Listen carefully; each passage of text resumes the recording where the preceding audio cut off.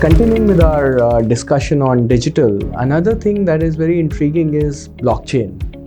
People often talk about it and there's so much of discussion around it. What are your views? How does blockchain relate to real estate? And if there is a relation at all? I think blockchain was always related to real estate. We never knew it was called blockchain.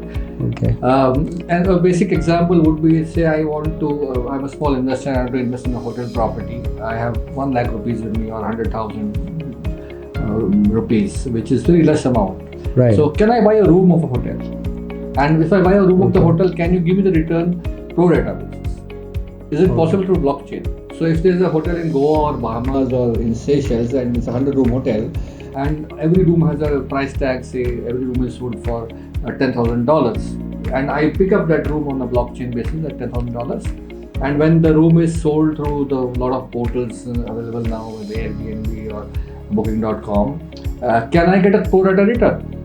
So sitting in India, investing only $10,000, I can buy a hotel room in Bahamas or Seychelles. They will market their way, they will market through the portals, they will do all the effort. I get a pro rata return. What's better? So this is very interesting concept, and I'm hearing it for the first time. If you could also elaborate a little bit about the legality part of it, and how legal is it to do something like this? See, legal primarily is based on the maturity of the market.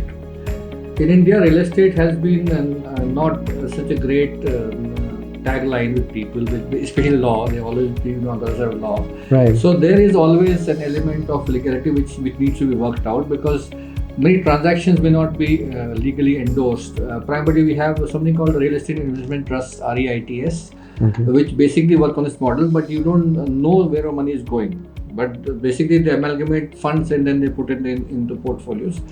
But if that's now that is coming in India in a big way, and if it's some way linked to the blockchain, so you would know that if I have invested X rupees or X million rupees, where the money is going. Right.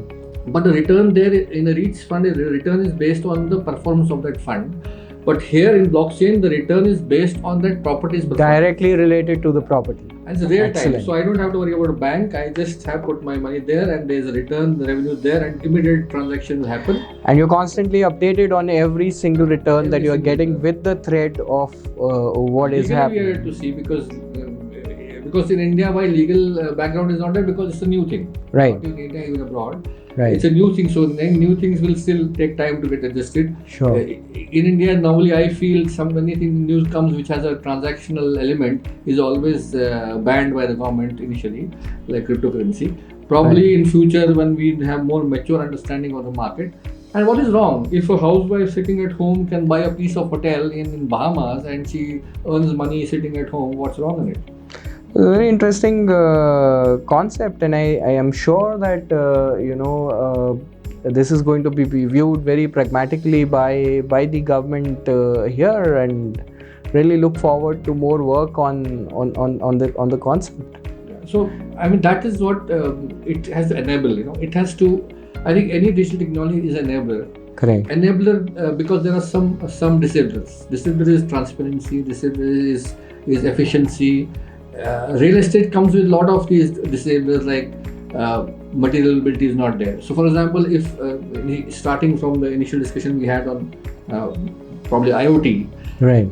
If I know on a seasonal basis that which material is going to be off the market, especially like sand or aggregates and all that, I would plan my project accordingly. Okay, like even water, sometimes there is a shortage of water, sometimes drought situation. In Pune or Bombay also, there is sometimes stock out of water where the I'm sure people who stayed there know that June, July are times where the water shortage really comes in. Monsoon happens thereafter. Absolutely. So if I can intelligently tag my building project planning as per that situation, which will use IoT, big data, maybe AI, I am more efficient. Absolutely. See, inefficiency happens when there is you are blind what's happening.